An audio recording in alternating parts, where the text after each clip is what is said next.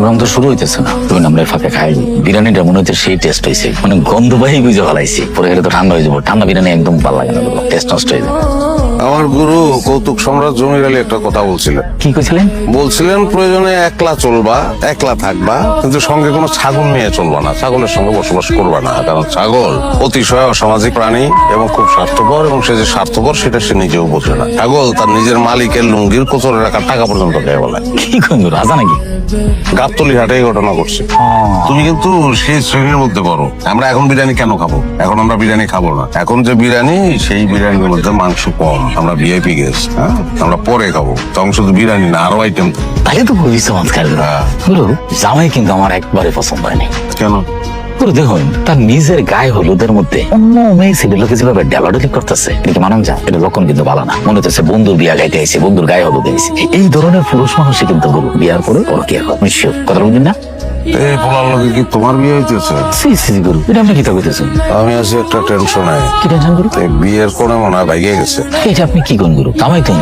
বাবু কালো কতক্ষণে আমরা এখানে আসছি, অনেক সময় কিন্তু। আমার তো মেলা সময় হয়ে গেছে। এখন পর্যন্ত মেয়ে আসে নাই।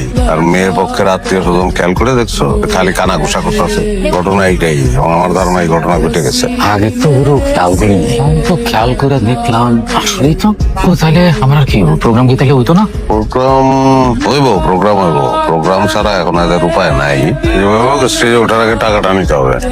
শুনেন, আপনার নামটা জানি কি? শামসুজ্জামান। আপনি প্রোগ্রাম শুরু করে দেন, আর আমি ইশারা না দেওয়া পর্যন্ত কিন্তু প্রোগ্রাম থামাবেন না। ঝামেলা হয়েছে নাকি? ঝামেলা কিসে? আরে আপনারে যা বলছি আপনি ওটা করেন। না, সেটা তো করবো, সেটা করতেই তো আমরা এখানে আসছি, ওটা অসুবিধা নাই। কিন্তু আমার গুরুর একটা আদেশ আছে, সেটা আমি কোনো সময় ভায়োলেট করি না। টাকা না নিয়ে স্টেজ উঠতে নিষেধ করছেন। আপনি তো ঝামেলার মধ্যে ফেলাই দিলেন। এই সময় কি এটা বলে না? এইটা রাখেন, যা বলছি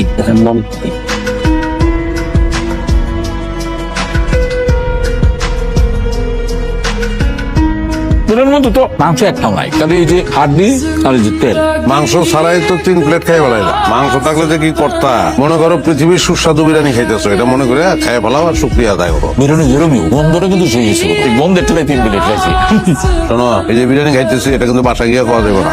কারণ বাসা গিয়ে আবার খাইতে হবে। কেন গুরু? বলে সমস্যা কি? বিয়ে করছো না, এই জন্য সমস্যাটা বুঝবা না। মায়া মানুষ হইলো সন্দেহ বাতিগ্রস্ত প্রাণী। যদি বাসায় গিয়ে কই যে বিরিয়ানি খেয়ে আসছি, বিরিয়ানি নিয়ে 50টা প্রশ্ন করবো, আর সেই প্রশ্নের একটা উত্তর যদি এদিক সেদিক দিয়া বলাই, সর্বনাশ, শান্তি নষ্ট।